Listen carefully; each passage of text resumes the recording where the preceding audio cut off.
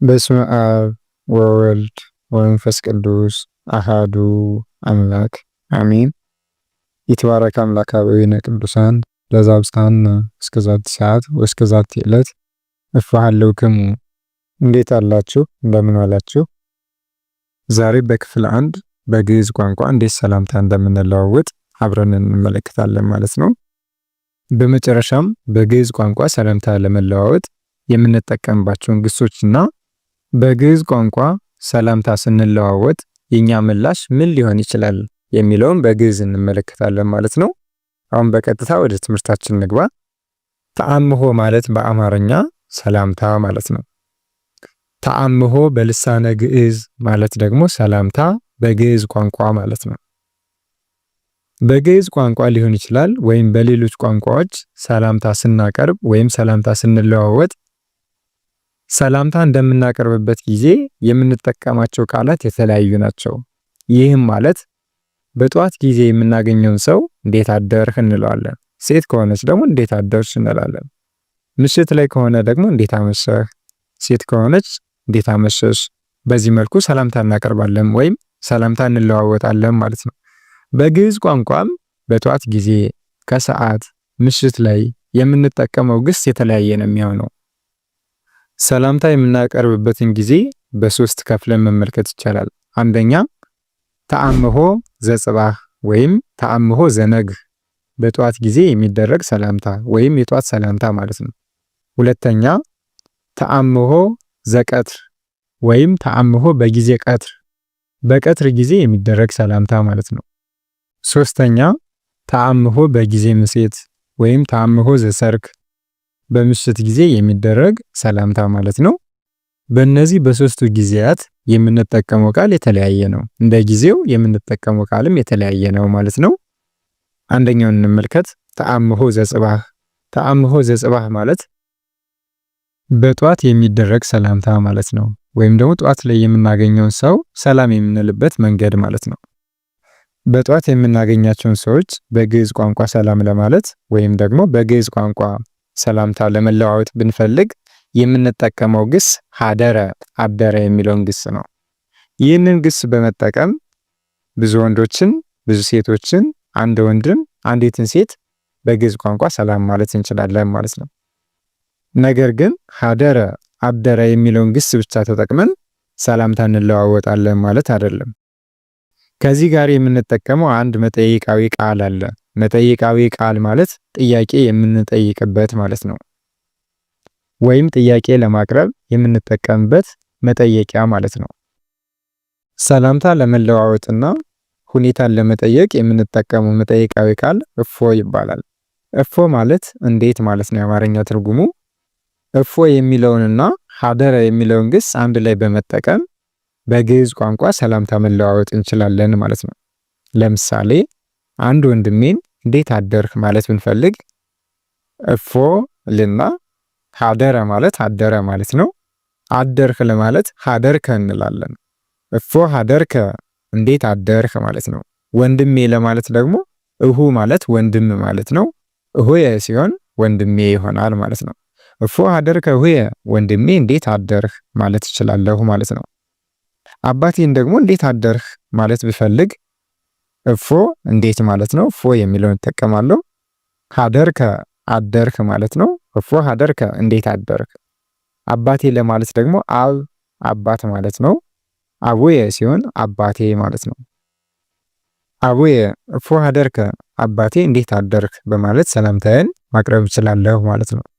ወይም እፎ ሀደርከ አቡየ ማለት ይቻላል። አባቴ እንዴት አደርክ ማለት ነው። ሁለቱ አባታችን እንዴት አደርክ ማለት ብንፈልግ ደግሞ አባታችን ለማለት አቡነ እንላለን። አቡነ ማለት አባታችን ማለት ነው።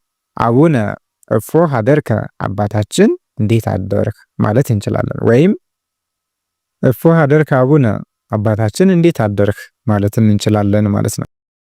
ለእናታችን ደግሞ ሰላምታ ስናቀርብ እፎ እንዴት፣ ሀደርኪ ሀደረ የሚለው ግስ በአንቲ መራሂ ሲረባ ሀደርኪ ይሆናል ማለት ነው። እፎ ሀደርኪ እንዴት አደርሽ። እናቴ ለማለት ማለት እናት ማለት ነው። እምየ ሲሆን ደግሞ እናቴ ማለት ነው። እፎ ሀደርኪ እምየ እናቴ እንዴት አደርሽ ማለት ይችላለሁ ማለት ነው። ስለዚህ እፎ ሀደርኪ እምየ እናቴ እንዴት አደርሽ በማለት ሰላምታዬን ለእናቴ በግዕዝ ቋንቋ ማቅረብ ይችላለሁ ማለት ነው። አንዲት እህት ለእህቷ ሰላምታ ማቅረብ ብትፈልግ ደግሞ እፎ ሀበርኪ እህቴ እንዴት አደርሽ ማለት ትችላለች። አንድ ወንድም ቢሆን ለእህቱ ሰላምታ ማቅረብ ቢፈልግ በዚህ መልኩ ያቀርባል ማለት ነው። እፎ ሀደርኪ እህቴ እንዴት አደርሽ ወይም እህቴ እፎ ሀደርኪ እህቴ እንዴት አደርሽ ማለት ነው። ሁለቱም ተመሳሳይ ነው። በዚህ መልኩ ከእህቱ ጋር በግዕዝ ቋንቋ ሰላምታ መለዋወጥ ይችላል ማለት ነው። ሁለት ጓደኛሞች በግዕዝ ቋንቋ ሰላምታ መለዋወጥ ቢፈልጉ ይህም ማለት ጓደኛዬ እንዴት አደርህ ቢለው አንደኛው፣ ሌላኛውም ደግሞ ጓደኛው እንዴት አደርሽ ጓደኛዬ በማለት ሊመልስለት ይችላል። ይህንን ሰላምታ በግዕዝ ቋንቋ ለመግለጽ በሚከተለው መንገድ እንጠቀማለን። በመጀመሪያ ጓደኛ ማለት ምን ማለት ነው በግዕዝ የሚለውን ማወቅ ያስፈልገናል። ጓደኛ ማለት በግዕዝ ቢጽ ማለት ነው። ጓደኛዬ ሲሆን ደግሞ ቢጽየ ይሆናል። ቢጽየ ማለት ጓደኛዬ ማለት ነው። ቢጽየ እፎ ሀደርከ ጓደኛዬ እንዴት አደርህ። ጓደኛው ደግሞ እግዚአብሔር ይሰባህ እፎ ሀደርከ ቢጽየ እግዚአብሔር ይመስገን ጓደኛዬ እንዴት አደርክ በማለት ሊመልስለት ይችላል ማለት ነው። አንዲት ሴት ለሴት ጓደኛዋ እንዴት አደርሽ ጓደኛዬ በማለት መልእክት በመጻፍ ሊሆን ይችላል፣ ወይም በአካል ስታገኛት ጓደኛዬ እንዴት አደርሽ በማለት በግዕዝ መግለጽ ብትፈልግ በዚህ መልኩ ትጠቀማለች ማለት ነው። ይህም ቢጽየ እፎ ሀደርኪ ጓደኛዬ እንዴት አደርሽ ትላታለች ማለት ነው። የጓደኛዋ ምላሽ ደግሞ እግዚአብሔር ይሰባህ እግዚአብሔር ይመስገን ወይም የተባረከ አምላከ አበዊነ ቅዱሳን የቅዱሳን አባቶቻችን አምላክ ይመስገን በማለት ልትመልስ ትችላለች ማለት ነው። በዚህ መልኩ በጧት የምናገኘውን ሰው በግዕዝ ቋንቋ ሰላም ማለት እንችላለን ማለት ነው። በተጨማሪ በጧት የምናገኘውን አንድን አባት ስለ ልጁ ሁኔታ መጠየቅ ብንፈልግ ወይም ልጅህ እንዴት አደረ ማለት ብንፈልግ በግዕዝ ቋንቋ በሚከተለው መንገድ መግለጽ እንችላለን። እፎ ሀደረ ወልድከ ልጅህ እንዴት አደረ ማለት እንችላለን። ወልድ ማለት ልጅ ማለት ነው። ወልድከ ሲሆን ልጅህ ይሆናል ማለት ነው። እፎ ሀደረ ወልድከ ልጅህ እንዴት አደረ ማለት እንችላለን ማለት ነው። ሴት ልጅህ እንዴት አደረች በማለት መጠየቅ ከፈለግን ደግሞ እፎ ሀደረት ወለትከ ሴት ልጅህ እንዴት አደረች በማለት መጠየቅ እንችላለን ማለት ነው። ወለት ማለት ሴት ልጅ ማለት ነው። ወለትከ ሲሆን ደግሞ ሴት ልጅህ ማለት ነው። ሀደረ አደረ የሚለውን ግስ በመጠቀም በዚህ መልኩ ከሰዎች ጋር በግዕዝ ቋንቋ ሰላምታ መለዋወጥ እንችላለን ማለት ነው። ሌላኛው ደግሞ ሰላም የሚለውን በመጠቀም ሰላምታ ማቅረብ እንችላለን ማለት ነው። ይህም ሰላም ብቻውን ሳይሆን ሰላም ለከ ሰላም ላንተ ይሁን፣ ሰላም ለኪ ሰላም ላንቺ ይሁን፣ ሰላም ለክሙ ሰላም ለናንተ ይሁን፣ ሰላም ለክን ሰላም ለናንተ ይሁን ለሴቶች ማለት ነው። በዚህ መልኩ ሰላምታችንን ማቅረብ እንችላለን ወይም ደግሞ በዚህ መልኩ ከሰዎች ጋር በግዕዝ ቋንቋ ሰላምታ መለዋወጥ እንችላለን ማለት ነው። በተጨማሪ በሃ የሚልም አለ። በሃ ማለት ሰላም ማለት ነው። ወይም ደግሞ በሃ ከሲሆን ሰላም ላንተ ይሁን፣ እንዴት አደርህ፣ እንዴት ዋልህ እንደማለትም ይሆናል። በሃኪ ሲሆን ደግሞ ሰላም ላንቺ ይሁን።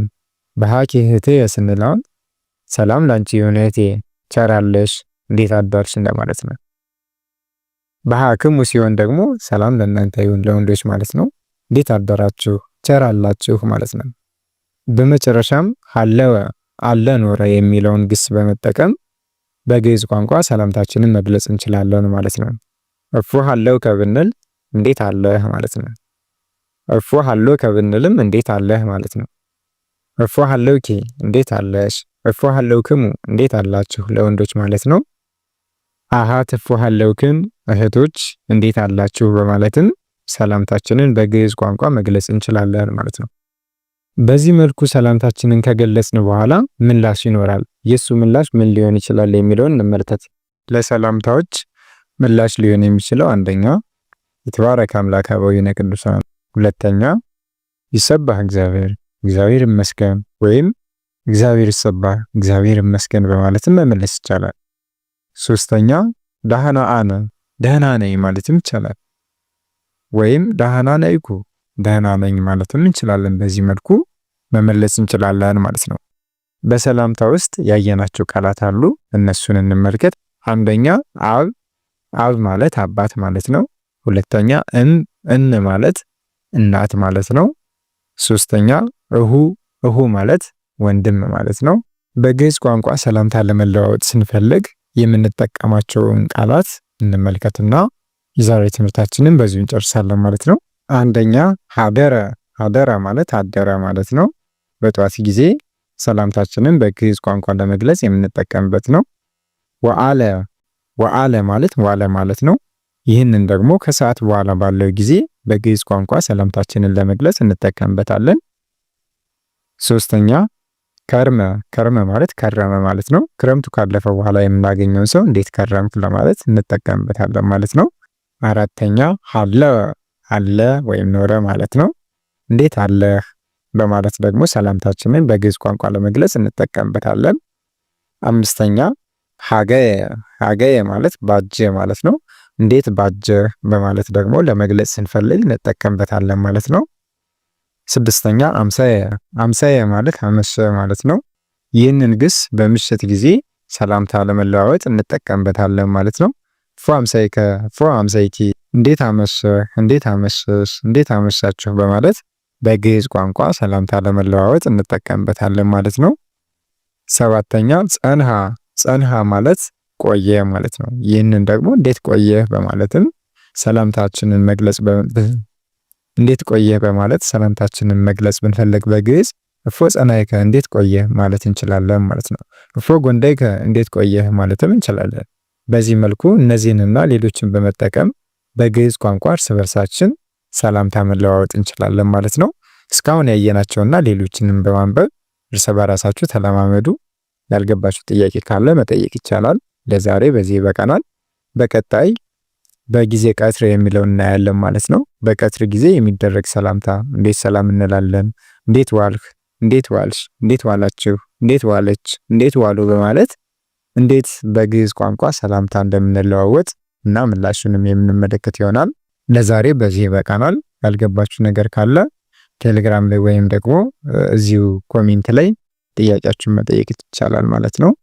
ወስብሐት ለእግዚአብሔር ልዑል ወለወላዲቱ ድንግል ወለመስቀሉ ክቡር አሜን።